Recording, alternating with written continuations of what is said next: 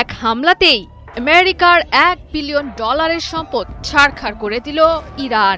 IRGC আঘাত হেনেছে মধ্যপ্রাচ্যের শক্তির প্রতি খ্যাত কাতারের আল উদেইদ বিমান ঘাঁটিতে, ধ্বংস করে দিয়েছে 2013 সালে স্থাপিত উচ্চ ক্ষমতা সম্পন্ন অত্যাধুনিক মার্কিন রাডার, যেটি ছিল যুক্তরাষ্ট্রের আকাশ প্রতিরক্ষা ব্যবস্থার গুরুত্বপূর্ণ অংশ।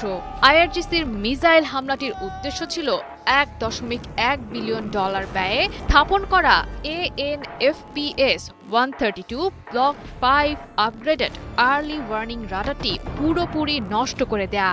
বলা হচ্ছে এই রাডারটি সতর্ক প্রহরীর মতো 5000 কিলোমিটার দূরের শত্রুর ছায়াও শনাক্ত করতে সক্ষম ছিল।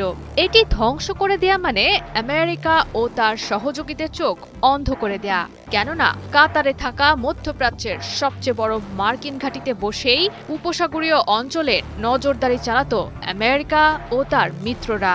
রাডারটি ধ্বংস হওয়ার কারণে এখন ইরানের ক্ষেপণাস্ত্র শনাক্ত করতে হিমশিম খাবে যুদ্ধবাজ ট্রাম্পের সেনারা। আগের তুলনায় বেশি সময় লাগবে মার্কিন সেনাদের পাল্টা আঘাত হানতেও।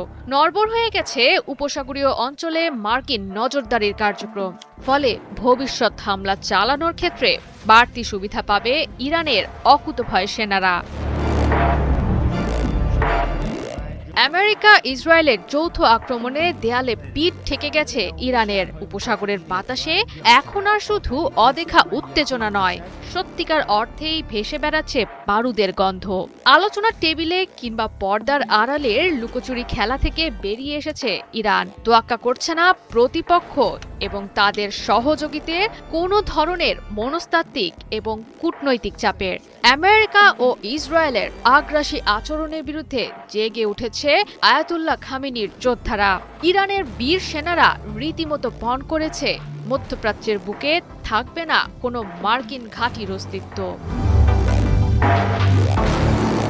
যুক্তরাষ্ট্রের কেন্দ্রীয় সামরিক কমান্ড পরিচালিত রাডারটি স্থায়ী অবকাঠামো হওয়ায় এটি দ্রুত বদলাতে ভোগান্তিতে পড়তে হবে মার্কিন সামরিক বাহিনীকে।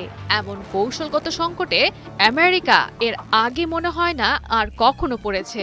মার্কিন প্রতিরক্ষা কার্যক্রমে ফাঁক সৃষ্টি হওয়ায় উপসাগরীয় অঞ্চলে অনেকটাই বেড়েছে মার্কিন নিরাপত্তা ঝুঁকি, কারণ মিত্র বাহরাইনেই মজুদ আছে মার্কিন নৌবাহিনীর গুরুত্বপূর্ণ ইউনিট 5th ফ্লিট।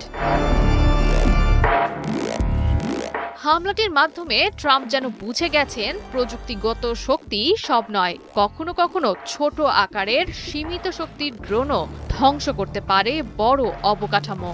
বড় ধরনের ঝুঁকিতে পড়েছে মধ্যপ্রাচ্যে থাকা অন্যান্য মার্কিন সামরিক ঘাঁটিগুলো।